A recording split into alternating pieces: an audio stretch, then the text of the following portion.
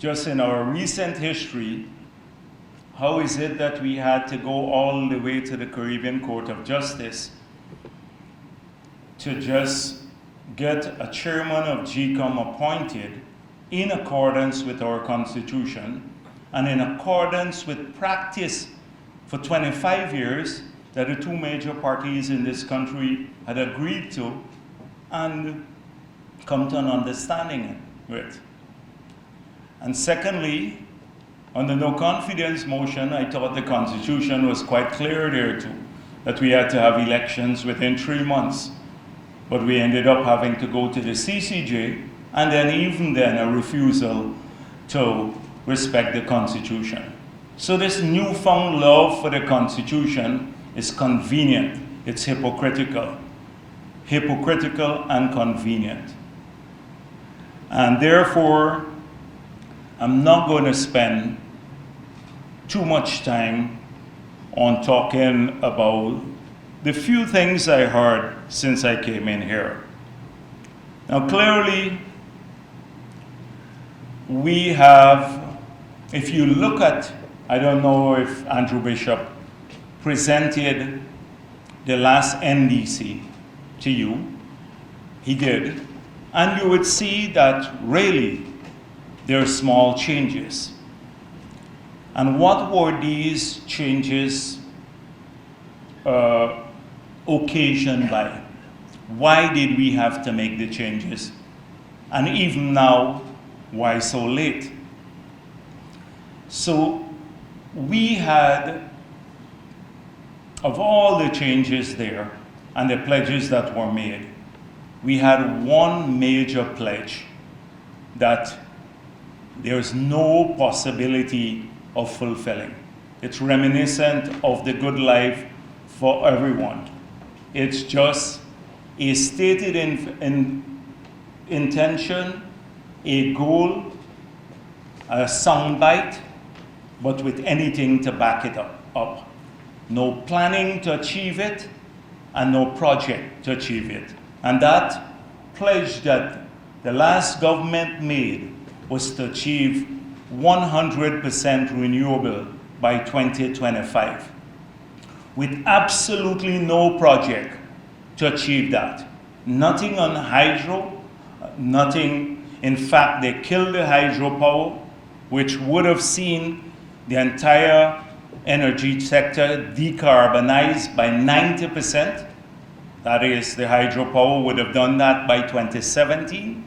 And today we'll probably be supplied by clean energy, the bulk of Guyana, but they killed that without anything to replace it. We left $85 million in the Inter-American Development Bank to the GRIF project that was earned through Norway. That was going to buy equity into the hydro. They said, no, we're not going that route. But tinkered around it, said they wanted maybe to do solar, but nothing happened. Now we are in the process of utilizing these resources that have been there since maybe 2010 or a little later, not to go the solar route, and then nothing on the gas. And they didn't do the studies. The studies were done independent of the government on the gas to energy project. So this is typical APNU's planning. And I'm sorry to be so partisan, but I can't leave what was said here on the record. Typical APNU planning. Pledged 100% renewable. Sounded good. They went to Paris and made a big show of it, that we're on the track to do green energy and 100% renewable by 2025, and nothing to achieve it. Well, let me tell you, and Andrew Bishop has said how we plan to get there. But before I do so, we had in government a very difficult time, because everyone around the world has been talking about raising ambition. So how do you raise ambition from 100% pledge? In fact, this proposal that we have here would be lowering ambition. And that is what we wanted to avoid.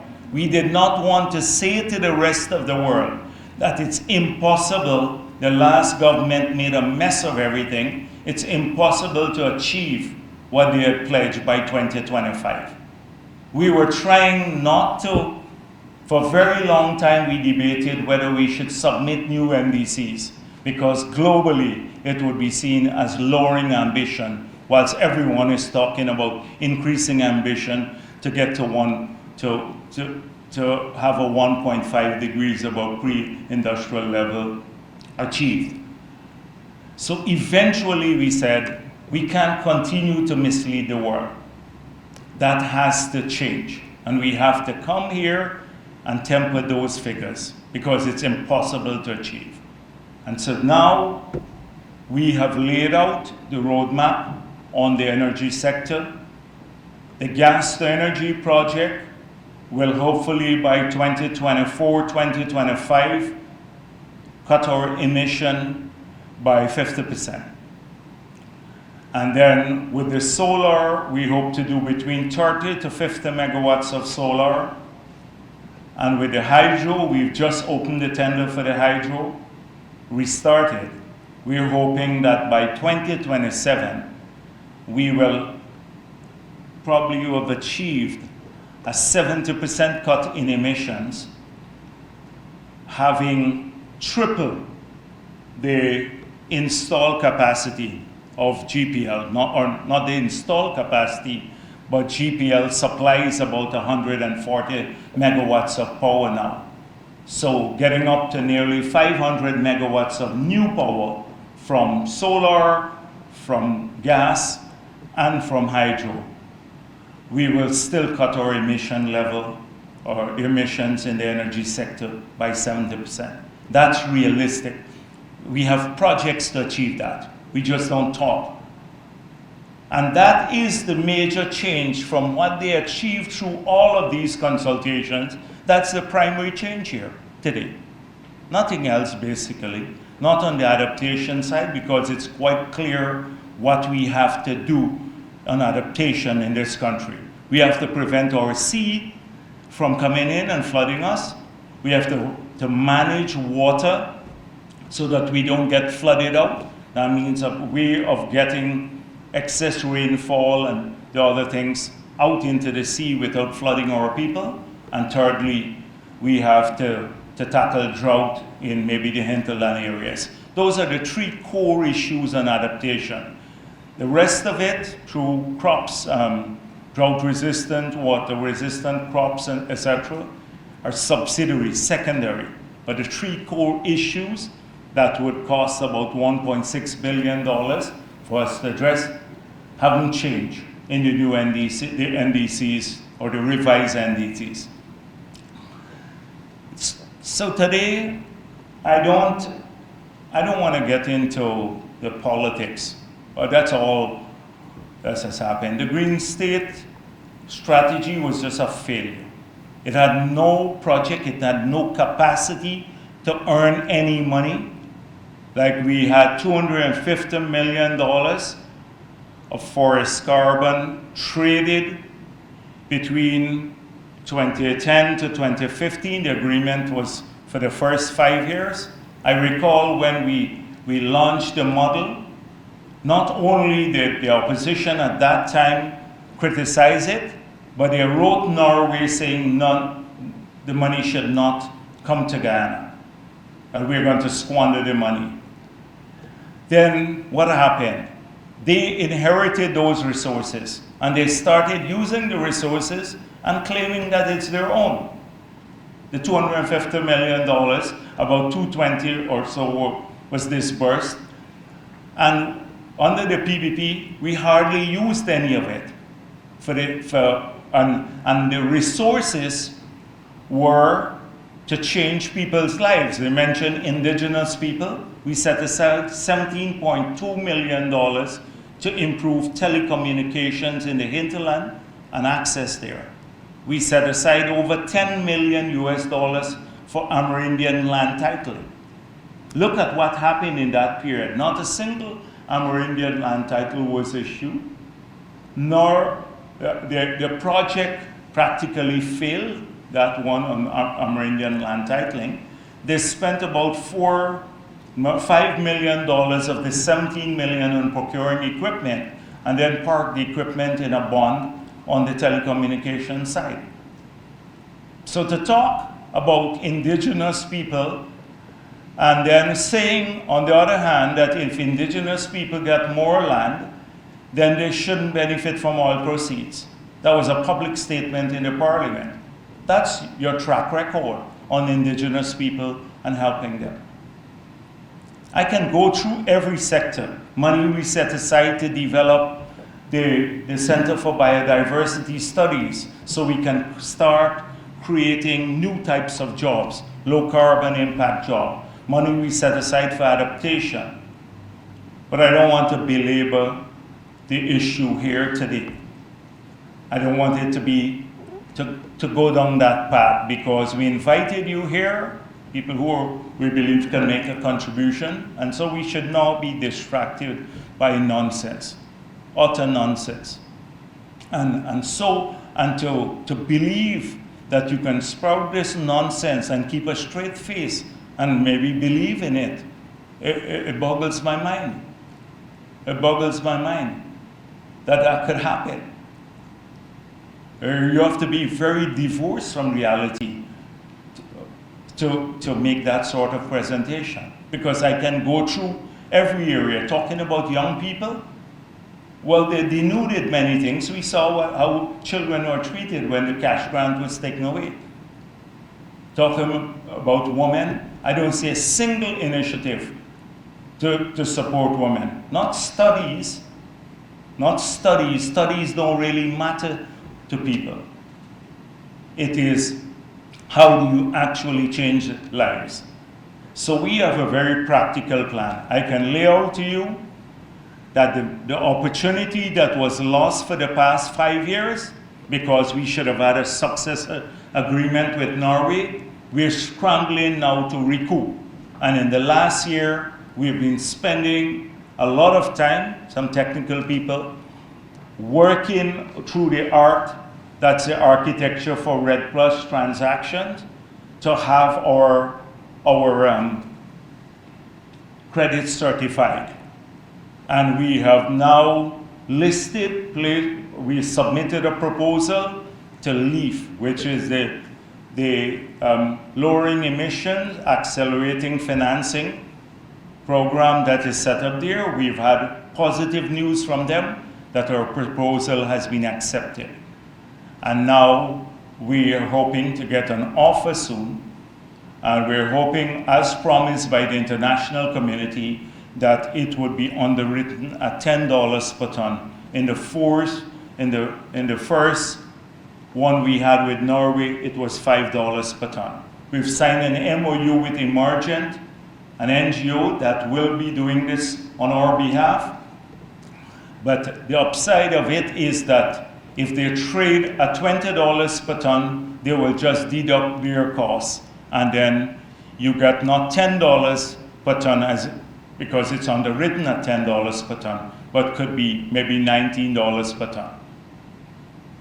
Separately, we don't know the figures yet, but separately, if we look at the amounts of tons that we have certified, and if it gets underwritten at $10 per ton, and we can trade all of it, that's over $500 million over the 5 years, and could be $1 billion a year if you trade in the 5 years, if it's traded at $20 per ton, which is not unthinkable now, given that the ETS in Europe carbon is being traded at $55 per ton.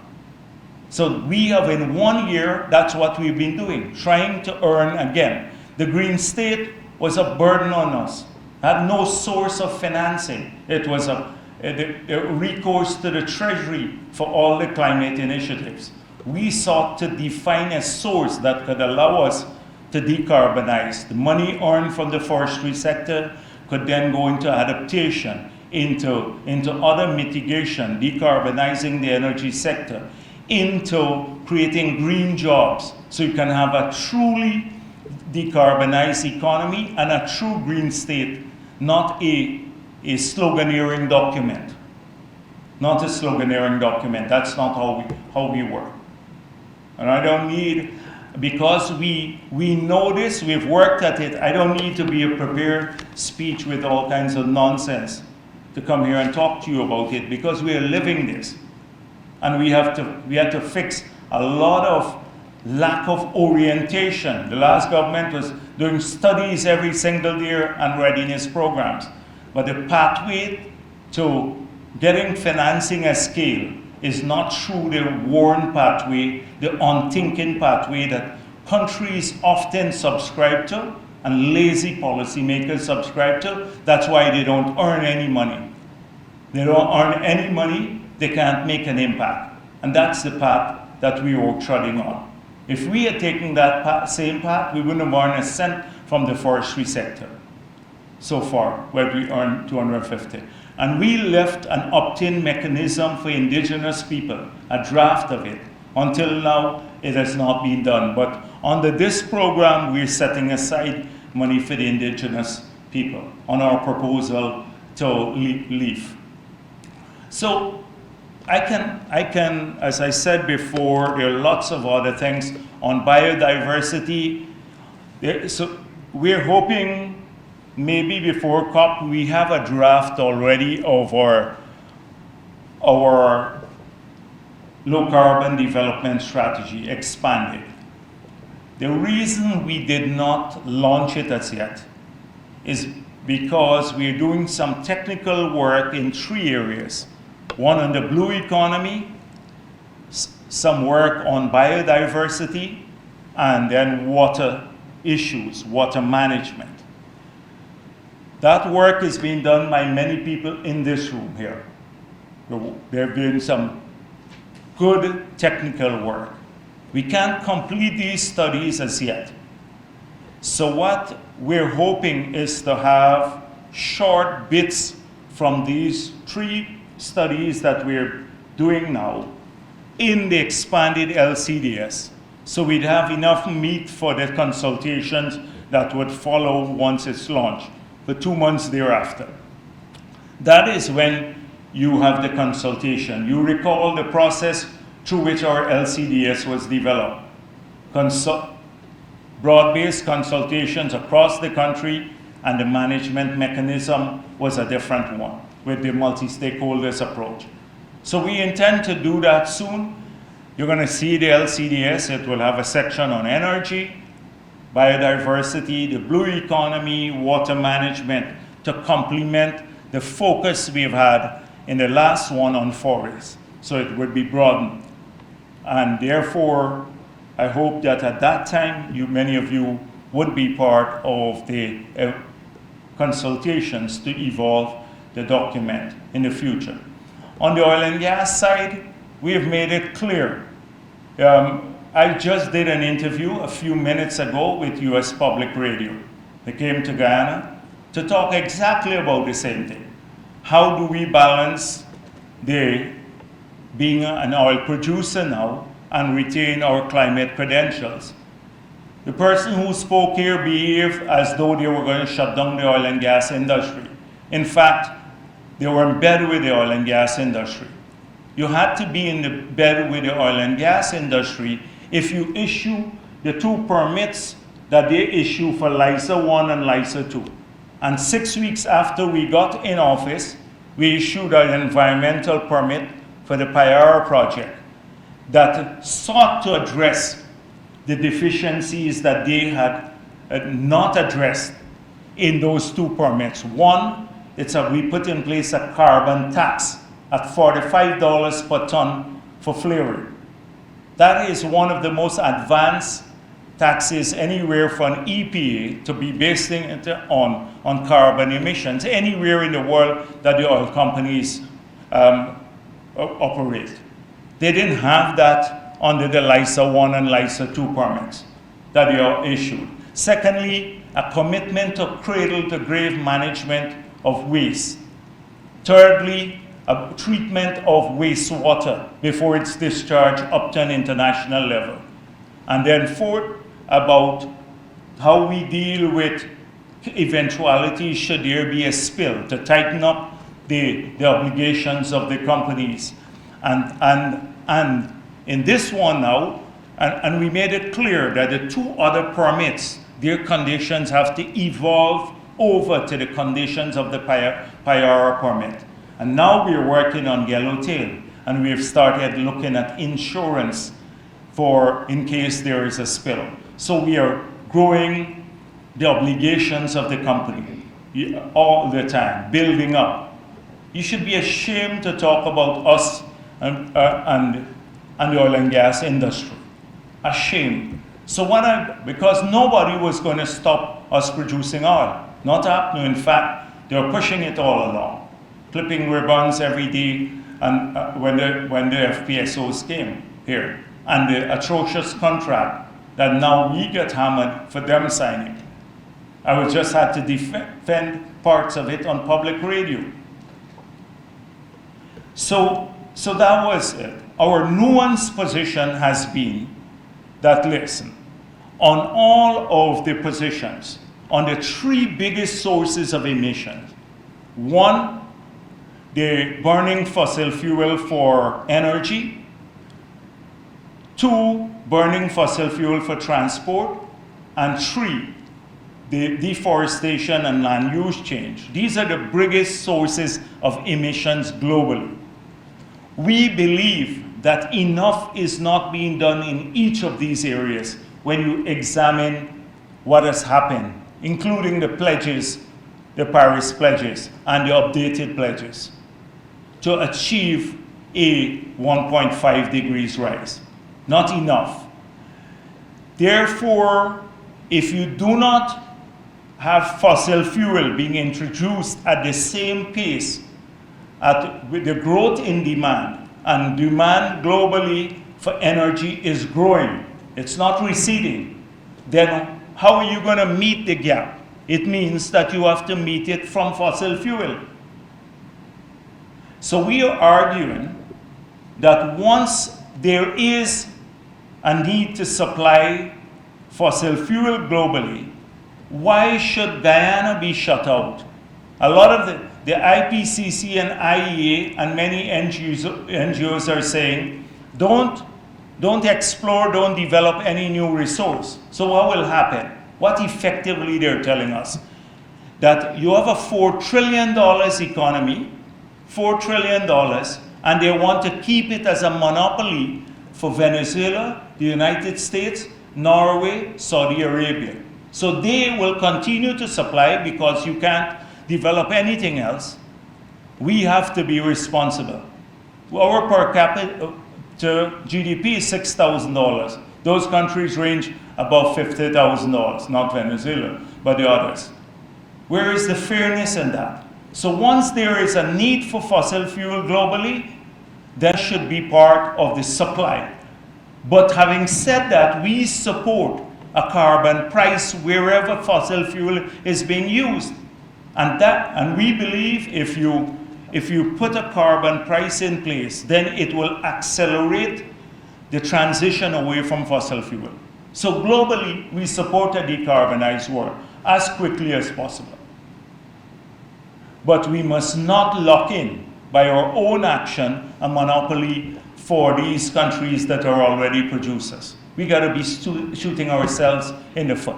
It's such a stupid thing to do when we argue to keep the United States and Saudi Arabia just pumping all the oil that's needed around the world, and Guyana, which needs some of the money to help us decarbonize, to build some renewable energy systems, to educate our children and give them good health care, to create non-polluting jobs. We must just sit on our hands and they keep pumping the oil, and the world continues to need oil. In fact, the demand is growing. Look at the United Kingdom. They're hosting COP.